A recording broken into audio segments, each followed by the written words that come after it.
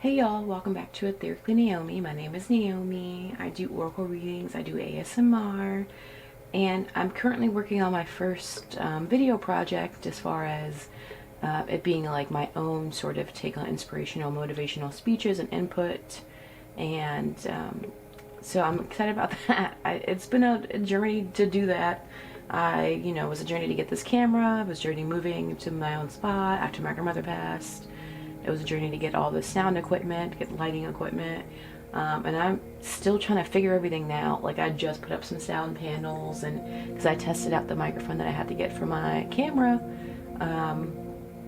The last video that I uploaded was an oracle reading, and it was on my phone because I, didn't realize that the internal microphone for the camera sucked ass. They all do. So I had to get my own microphone, and it was a whole thing. And I've been settling in, and I mean, how do y'all feel about this little cute little oil diffuser? It's really cute. I just got it like a few days ago, and I just put it out. Honestly, oh, just a tidbit, I do have ADHD, and I do have like a grandma shirt on right now, with a cat grandma shirt, but I have my bonnet on, so I'm really not trying to be on camera like that. I got this and I set it up the other day or yesterday, and I for some reason couldn't find this top piece, and you need that for the water to not spill out. I don't know why I'm telling you this, but I found it.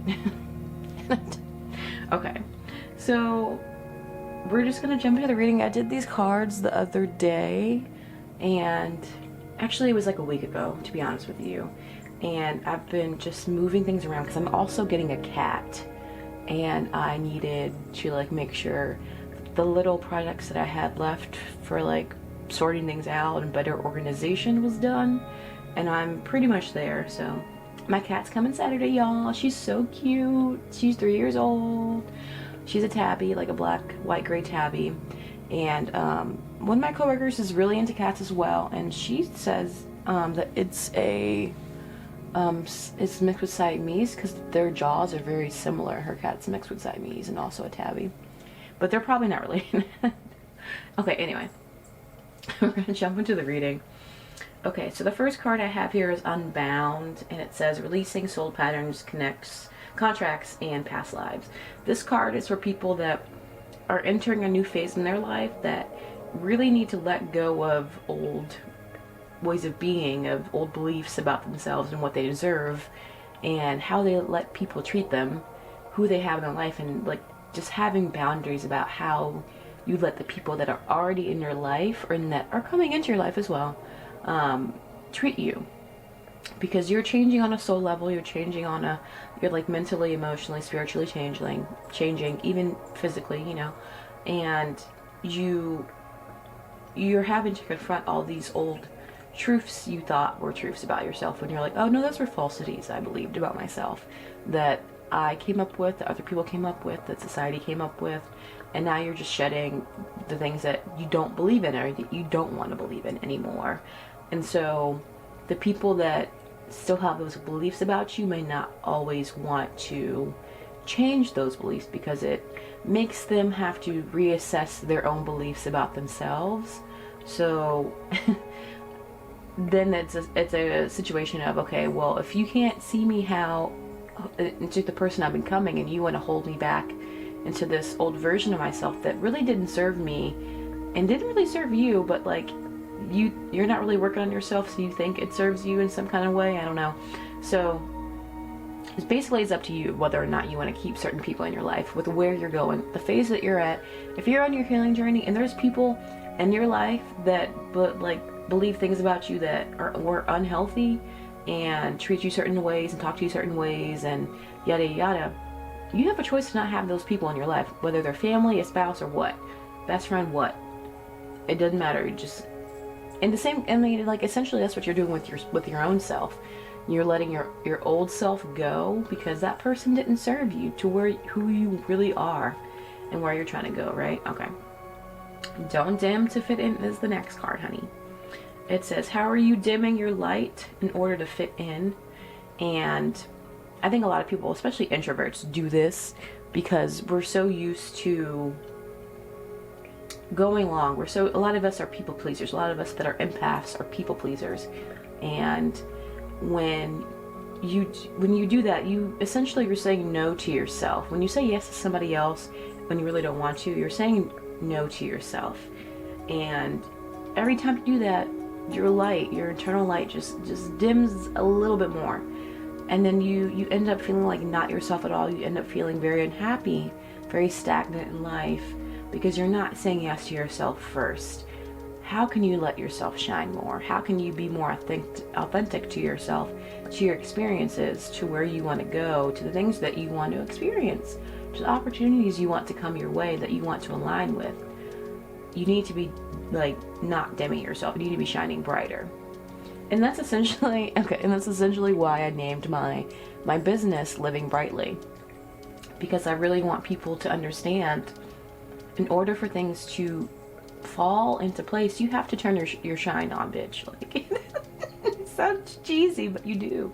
Like, who the freak is gonna find you if you are just dim as fuck out here? If you're just grungy and dusty and dirty, like okay, just like color theory wise. Well, gray isn't a color, it's a shade. But would you rather be with someone that has like a grayish brown aura, with something really dingy and tan and beige, or would you rather be with someone that has like a brighter, like a orangish, yellowish,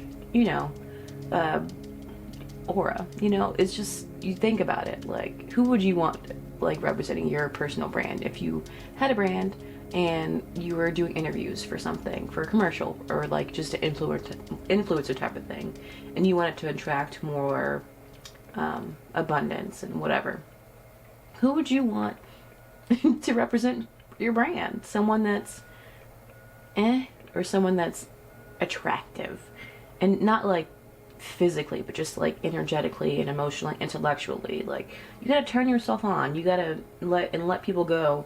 Let people go that don't want to be there with you, that don't want to turn themselves on. All right. Warrior woman.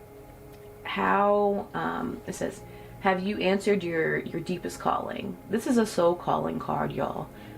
A lot of us know exactly what we want to be doing in life, and we're not freaking doing it because we're afraid of success. I said it. We're afraid of success.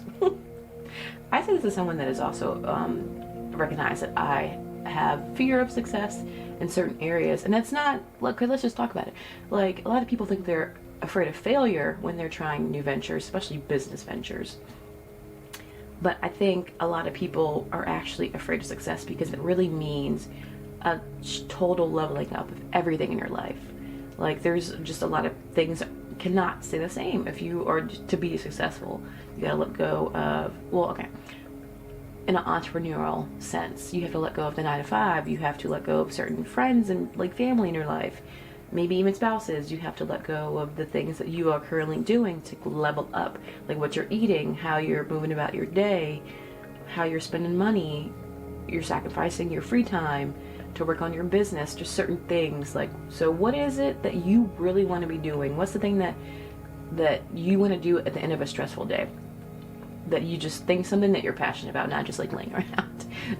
What's something that you want to work on at the end of your work day, at the end of your work week, that you're passionate about, and that it makes you excited to actually be working on that thing, to be present in that moment? What's that thing? Figure out what it is, and if you know what it is, then you're just making excuses to not do it. I read something, I think it was yesterday. I just don't know how time works. I think it was yesterday, and it was like, stop saying you don't have the time to do things. Really, you have the time. It's just not a priority. So instead, reframe it. This isn't a priority for me right now. And then you hear yourself. It's like a mirror. You hear yourself. You look into yourself in your mirror, and you're just like, all right, this is not a priority for me right now. Even though it's something I really want to do, I'm not making it a priority. And then you can shift and sift through the things that you are making a priority, and see how you can like fit that in. What maybe shouldn't be a priority, so you can make this thing a priority. Okay. Answer the call. That was just like another confirmation that you really got to do this. Like, whatever it is that you are thinking about in your heart of hearts, it's one of the things that you are here to do. It's one of the reasons you are here on this earth, to help people see your passion. People liven up when they see people doing things that they're passionate about. And when you do that, you make it easier for someone else to do that. And in turn, that trickles out to other people. Me doing this, like I'm passionate about oracle readings. I love doing oracle readings. I do them for free. I also do paid oracle readings, but there's times where I meet people and I'm like, okay, or I see something that someone's going through. I'm like, I want to do an oracle reading for them. Not so I can like have them as a client, like future, like that, you know, that's nice, something to think about, but you know, but in that present moment, there's like something that happens and I'm like, okay, my soul feels like I need to give this person an oracle reading because that is part of my soul mission. And I feel really called to do that. That's one of the reasons I'm here, is I'm using oracle cards, oracle readings to help clarify things for people, to like help them along their journey, for them to come to their own realizations and conclusions for themselves. And I feel like when you're tapped in to the things that you're passionate about, that you really want to be doing, so much opens up for you. So much opens up for you. But you have to be willing and in that mind space to receive it. Because if you're not willing to receive the good things that come with all of this, the things that you're trying to achieve in life, then it's just not going to feel worth it. You're going to feel undeserving. And that's like, why do the hard work if you feel undeserving? That you feel like you're going to bust your ass for all the success, and then you don't even feel happy because you don't think that you deserve it. So that, if that's any of y'all, work through that shit, because that's, I mean, through that poop. I need to stop cussing on YouTube. Okay. The next card, honey, is yes. Just say yes. Whatever it is that you are thinking about doing, you, like your guides, your higher self, you already know that you want to say yes to this opportunity. You want to say yes to this person coming into your life that can help you with this thing that you're doing, or this person that can come into your life that can help you in better understanding yourself. You want to say yes to yourself. You want to say yes to the things that liven you up, to the things that scare you, but you still want to do them anyway. And to do that, a lot of times it requires like solitude, which is okay. there's a balance needed between having solitude to work on thyself, make yourself a priority in self-care, and then on the other end, having meaningful connections that make you feel connected, you know? And like, and this next card is Soul Family, and it says call in your tribe. You don't have to do it alone. What did I just say? You need connections. Like, we're not here just to have like a solo ride in life that's boring, that's unsustainable. And I mean, there's people that probably can like swing that, but I'm not one of them. I need support in my life. I need meaningful connections in my life. I need people that care about me and I care about them, and we show up for each other. And then on top of that, we're learning and growing together. We're motivating each other. And if you have people like that in your life, keep them close. Make sure that they feel loved. Make sure, you know, you're pouring into that connection, because at the end of the day, when XYZ happens and you don't have nobody to call, how are you going to feel? You're going to feel so alone. You're going to feel like none of this matters. It's going to be that much harder to get out of your rut. But when you have people that you care about and care about you, that you can call at a drop of a dime when something happens, that makes a difference. I feel like that makes a difference. Like, for example, my buddy called me last night about something that happened, and I had already been crying about, like, I was just missing my grandmother, and it was just nice to, like, he didn't know what, you know, that I had been crying or that I was going through it, but I knew he was going through it, so I showed up for him because I was able to, and in turn, like, it just made me happy to, like, just get a distraction from what I was going through, you know, like, just little things like that. Show up for yourself, show up for the people that you care about, that you want to show up for you. And if they can't at the end of the day show up for you, then, you know, you could cut ties with them, or just lessen the ties that you have to make room in your life for the people that can. And the people that usually, typically, that show up for you are people that are in alignment with the things that you believe, with how you move throughout your day. They do similar things, you know? So keep that in mind, bitch. Okay. I can never say this one, but I'm gonna attempt to say it. I've been talking. This card is for the people, and I get this card often, and I think a lot of people that watch my videos might have seen this a decent amount of times. is for people that are like original light workers. And this is the light worker deck, by the way. And the term light worker, it's in the same thing with the star seed. It just basically means it's like a soul family that, you know, they came to Earth to reincarnate, to help lift the vibration of the planet. And more often than not, like, star seeds and light workers have like a double soul mission. They came here to uplift the vibration of the planet and then have like their own soul growth and, you know, yada yada yada. But this card is specifically for people that feel a deep longing for family. They don't feel like they belong with their own necessarily, and they just feel like a disconnect with the people around them. And they know that there's a tribe out there waiting for them that's in alignment with who they are trying to align with, you know.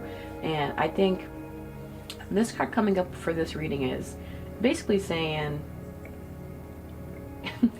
the people that, not all the people, but a lot of people, or just even one or two people in your life right now, gotta go. And that doesn't mean that they're bad people or whatever. It just means that they're not in alignment with where you are currently are and where you are going. So you need to have better boundaries, and you need to cut ties with them, because they're making you feel like you're not shit, essentially. And, you know, nobody can really do that except, you know, but if you are in a fragile state where you're just susceptible to believing that, and you don't have enough time, or you're just making excuses to challenge those beliefs on your own, and you have somebody that you love saying these things or just making you feel like that in your ear, that's just not a good thing. And it's a time to focus on the things that you feel called to do, the things that you really want to pursue in life. Because you're the one that's holding you back, not this person. You're the one that's holding you back. You need to take accountability and responsibility for where you are right now in life, and acknowledge that it's because of you, not because of them. But you have the power to move forward. Okay, this distracted me. This just looks dingier than the rest. This is beige. It's just, I'm just saying, it looks a little, oh. Okay. And you know, I know when you cut ties with people, you have doubts, you feel like you need more closure, you feel like maybe a little change, maybe I need to give them more time.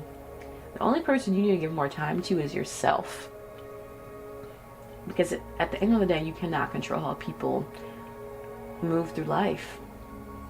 We all move through life differently, and if someone's not where you are, that's okay. That is perfectly okay. As someone that's tried to make people in my life be where I'm at, it don't work. It don't work. You just need to focus on you, focus on self.